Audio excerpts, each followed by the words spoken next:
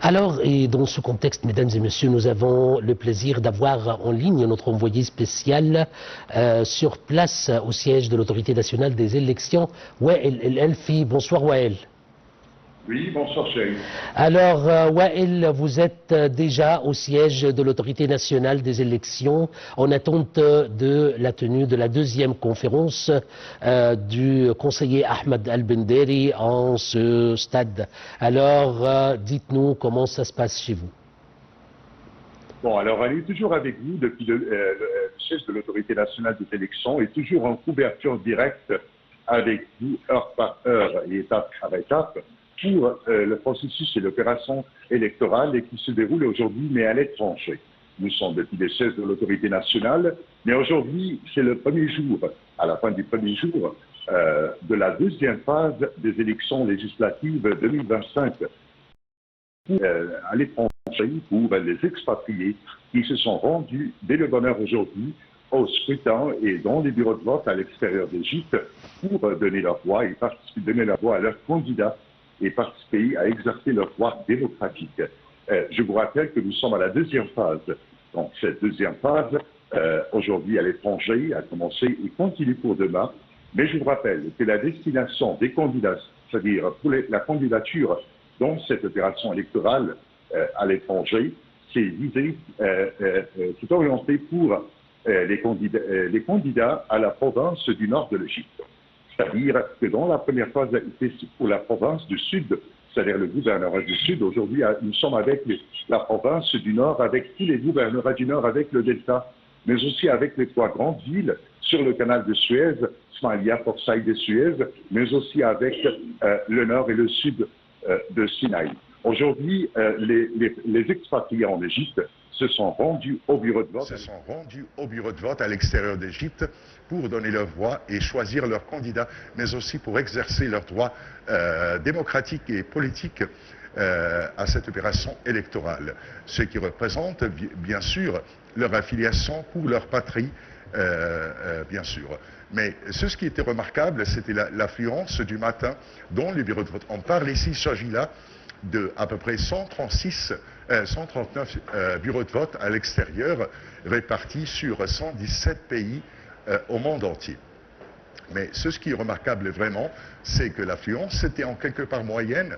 Avec le commencement du jour, il faut se rappeler que nous sommes dans un jour férié. Nous ne sommes pas dans un jour de congé pour les pays, surtout d'Occident et de l'Amérique, mais nous sommes apparemment pour les autres pays, c'est-à-dire les pays d'Arabie, les pays arabes ou bien les pays du Golfe, c'est un jour de congé.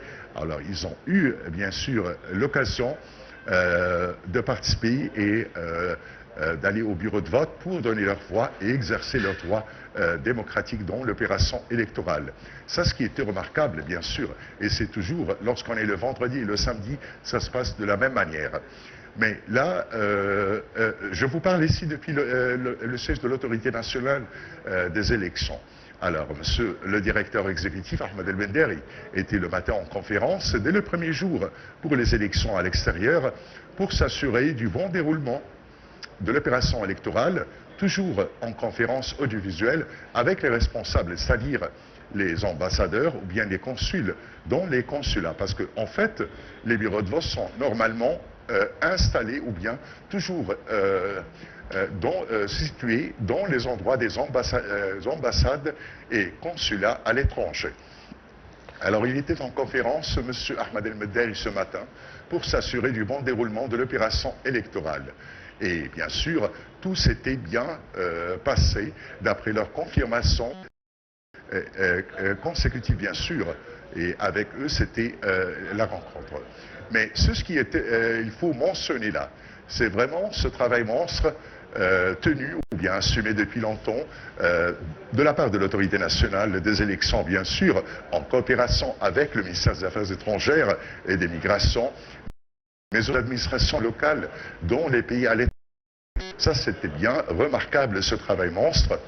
Mais là, il faut mentionner une chose très très importante là.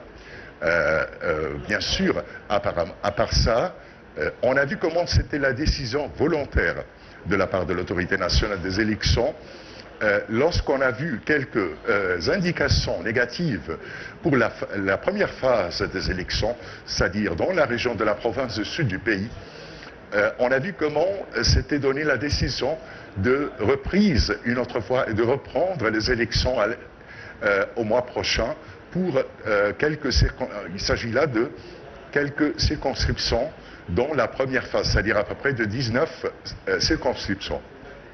Ouais, notre envoyé spécial au siège de l'autorité nationale des élections, je vous remercie infiniment pour ces déclarations et restez s'il vous plaît enchaînés. Nous aurions sûrement un autre rendez-vous après la conférence de presse pour en savoir plus. Merci, Wael El Alfi.